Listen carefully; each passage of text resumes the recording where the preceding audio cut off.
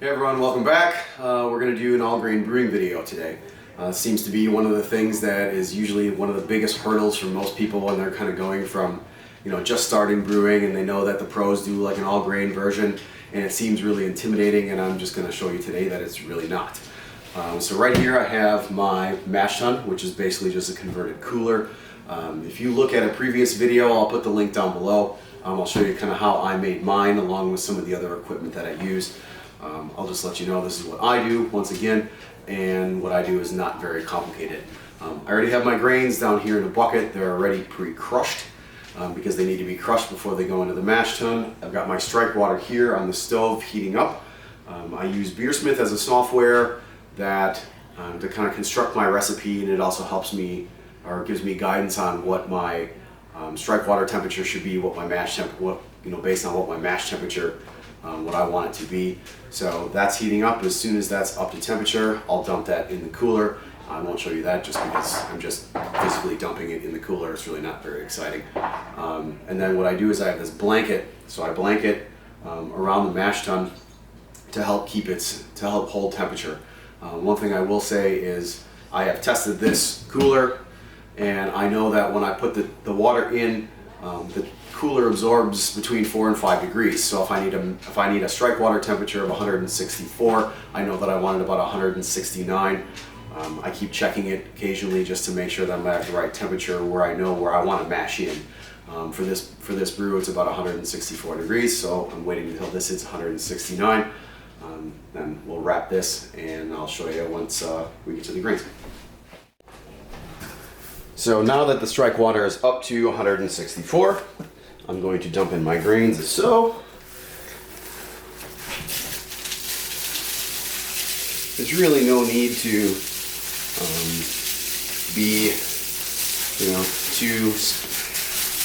there's really no need to mix while you go, although it makes it a little bit easier if you have somebody to help you. I don't right now, so I'm just dumping this in, and I'm going to mix in my grain. So one important thing is to make sure that you get all these clumps out of the grain. When the water mixes with it, it's very easy to surround a clump of the grain, and what you really want to do here is you want to expose every little granule to the water, so you can activate those enzymes which are going to convert the starch in the grain into the sugar that you want to ferment. It doesn't really matter that much that the top is open when I'm doing this, or that I'm not being really fast about it, because quite frankly this is going to hold, there's so much thermal mass, it's going to hold a lot of the heat, and I'm probably only going to lose maybe a portion of a degree, maybe 1 degree, which is why I shoot a little bit high on the strike water, because I know that I'm probably going to lose with this system a degree, maybe 2 during the course of the hour mash. I can see that this is pretty well mixed up. I'm going to grab my thermal pen just to make sure that I'm hitting my mash temperature where I want. And I've got about 149, 150, 151, which is right where I want to be, between 150 and 151. So we'll put the top on. So I'll cover this with my blanket, and I'll start my timer for 60 minutes since this is a 60-minute mash. So it's about halfway through the mash, and I'm going to give this a little bit of a stir. Well, not a requirement. Most professional breweries in their mash tun will have some kind of auger that will slowly mix their mash. A lot of home brewers will also have a pump system, like a recirculating mash system, that will pump the wort out and then bring it back in. I don't have that. This is what's known as a batch sparge system. So this is what I do. This kind of also helps eliminate what could be hot spots in the mash. As much as you mix this up, it's not exactly a homogeneous mixture. So I just want to make sure that all the grain get an opportunity to create as much sugar as possible, and I get the best efficiency out of this. So I think this looks pretty good, and it's going to sit here for another 30 minutes. So now that the mash is complete, I'm going to start the boil off, which is basically just running some of the wort off into this pitcher. I do so pretty slowly until the wort becomes clear and the grain bed settles, so it kind of acts as a filter. Eventually, when I'm going to drain all the liquid out of the mash tun into the kettle. So I have a little inline valve in this hose, and just kind of let it come out slowly. Usually after I get to, I don't know, the better part of this pitcher, which is I believe about 3 liters, or sometime sooner, the wort's going to be plenty clear.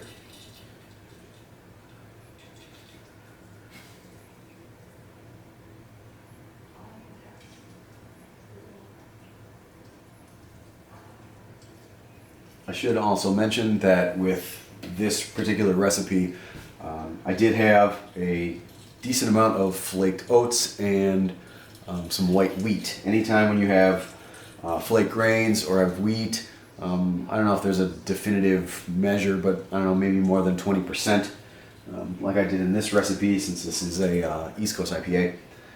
It's good to put some rice hulls. I use, I think, 0.3 pounds for about 14.5 pounds of grain. It helps keep some separation in the grain so you don't get what's known as a stuck mash. When you have flaked grains, I mean, think of it like flaked oats, like oatmeal. And, you add water to it and it becomes kind of gummy and it becomes sticky. And when you do that, the wort doesn't often want to drain very well. And you get a stuck mash, so you're not going to get all the liquid out of the mash tun, which is not something you want. So after I'm done, I will take this and slowly pour it back into the mash tun. I don't want to disturb the grain bed too much, so I pour it reasonably slowly. That's going to pour it all around the mash. I don't know that it really matters per se, but I try not to like I said, disturb it too much, because it's trying, as I slowly drain the mash tun, the grain bed is going to settle, like I said, act as somewhat of a filter, and that's something I just don't want to disturb, because I want it to kind of float evenly through the mash or through the grains to collect as much of the sugar as I can. So I'm going to open the valve now into the kettle. I do this pretty slowly. I don't know how much, I think there's some kind of difference of opinion on if it matters or not, but I do it pretty slowly because I want to pull as much of those sugar molecules out into the boiled kettle as possible. And the more contact that the liquid has with the sugar, it's going to pull that evenly, and I'll come back when I'm on to the other part of the sparge. So I've got some additional water ready to sparge. I don't do a full total water sparge. There's not enough room in this mash tun to do that anyway, and it's my understanding that you probably lose some efficiency that way. So I have another 4+ gallons in this pot. I'm going to dump in here.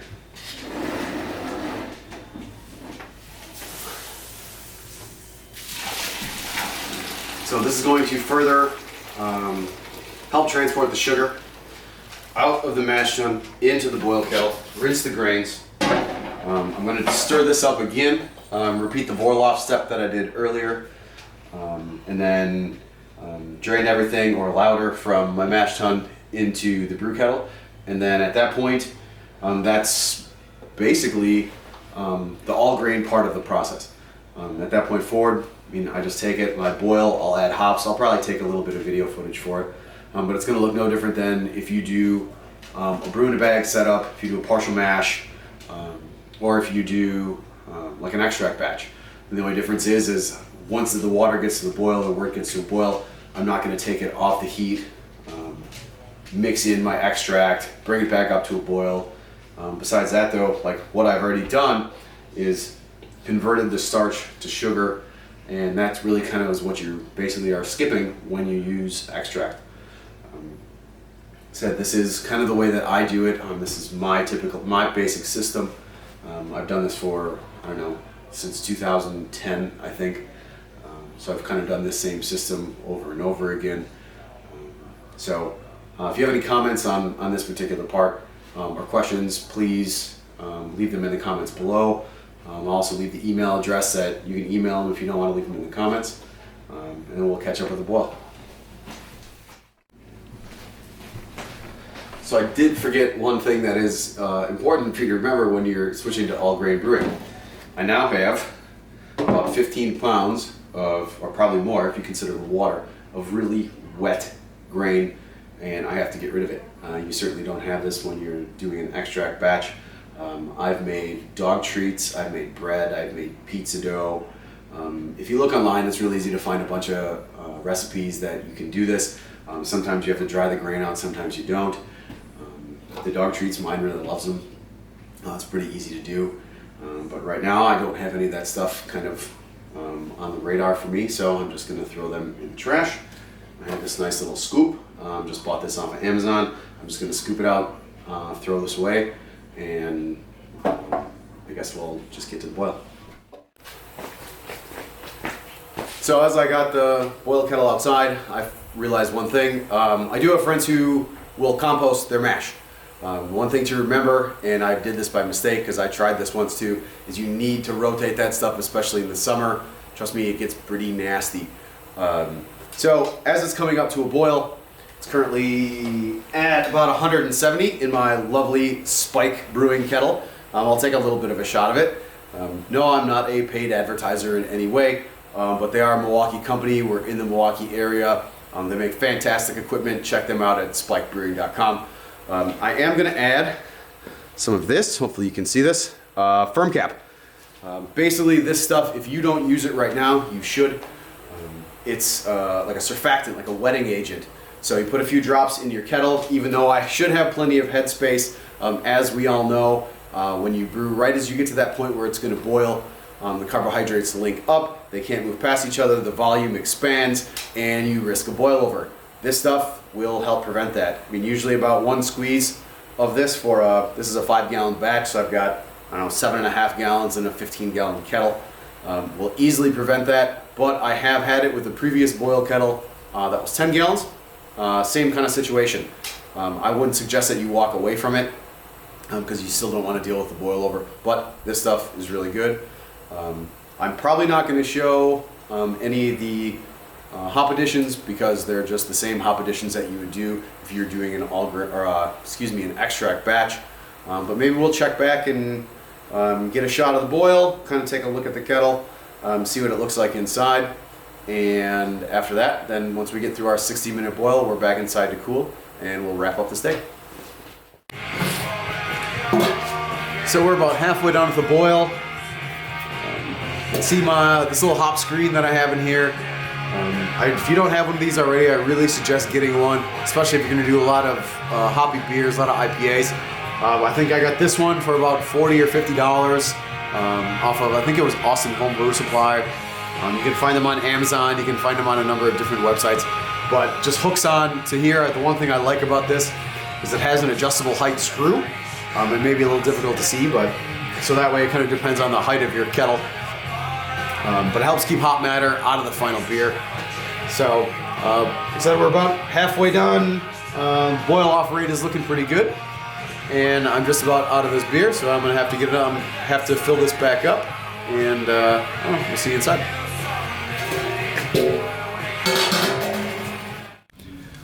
So, brew day is all the way done. One thing I should note is doing an all grain batch at somewhere probably between 2 and 2.5 hours to a regular extract batch. So I think my old extract batches usually take me somewhere between, I don't know, 2.5 or 3 hours. All grains typically take me between 5 and 6. Some days I have to do a long mash, some days I have to do a long boil. You know, it's kind of dependent on what the recipe is. But just keep in mind this is going to take you longer, but I promise you it is worth it. You know, I think when I look back at all the time that I've been brewing, and somewhat the change with all grain is, I believe that was better. However, I think one of the things that I was also very cognizant of was my temperature control. And not just temperature control because I need to hit a specific mash temperature, or my strike water needs to be 168 degrees. Yeah, I think that was all important, but I think what it did is it made me realize that everything needed to be more specific. So I think one of the things that, while cleanliness is next to godliness, and cleanliness is one of the things that as you get into home brewing is paramount, and everybody talks about you need to be clean and sanitize and blah, blah, blah. And yeah, all that stuff is true. Anything cold side, so especially like after the boil, everything needs to be super clean. I don't think there's any disputing that. However, I think one of the mistakes that people get in when when they have the homebrew flavor to their beer is they look at a yeast pack and it says, it's good between 60 and 75 degrees F. I think Cal Ale yeast or 1056 or SA05 or whatever you guys use, or whatever anyone uses, says something like that. While that's true, it will ferment at that temperature. That doesn't mean that that's the temperature that you should ferment it at. Further on, temperature control I learned is almost as important as cleanliness. So, I have this right now sitting at 64 degrees Fahrenheit, or that's what I chilled it to. That's what I have the fermentation temperature set to. So I'll show you as we walk over there. In my fermentation chamber, we'll get a flashlight here. So it's sitting in here. You can't really see the temperature right now, but I assure you it's sitting around 60. This heat pad right here is going to ensure that it's going to come back up to 64. Also, I do not use an airlock. Haven't used an airlock in years. I think it's silly. I have learned, although I don't have scientific proof, of just probably some amount of conjecture, people who may be smarter than me talk about pressure, back pressure on the yeast. So although, being in this freezer, it probably doesn't really matter. Most of the point of the foil is to make sure that no bugs or critters or anything get in there, which it's not going to do inside, this fermentation chamber. But I do have some of the firm cap also in there that I put in earlier. As you can see, there is not a lot of room here, and once this thing gets going, it's gonna go like crazy because I did make a starter. So putting in some firm cap is key so it doesn't bubble up. I don't use a blow off. I don't use an airlock. I do this for the first, give or take 7 days. I have found over the past probably 4 or 5 years that I've been doing this, it doesn't have any effect on flavor. It doesn't have any, there's almost zero risk of contamination. Now, maybe the Brewlosophy guys, if they might ever see something like this and could look at it and say, well, what is it with an airlock versus not an airlock, or a blow-off tube versus just doing it like this. But trust me, do it this way. You won't have to worry about Kreuzen getting too high or over the top. So trust me, just go this route. It's an easy way to go. You won't have a problem with it. So as I said, I have this set. Sorry, 64 degrees. Currently it's at 62.4, but it's going to be fine at 64. So no issues there. Anyway, so I hope that watching this video encourages you to make the jump to all grain if you're not. It's really not that hard. Like I said, some of the equipment is pretty basic. I'll make a video. The video one before this, I'll link it. I'll probably link it below. Should be kind of show you some of the stuff that you need. So hopefully you'll do this. If you have any questions, please leave comments below. Hit subscribe, hit the little bell thing, so you know when all this stuff is posted. I'll leave the email address below if you want to, send me any comments or questions from there. And I think that's about it. So happy brewing, and I'll see you next time.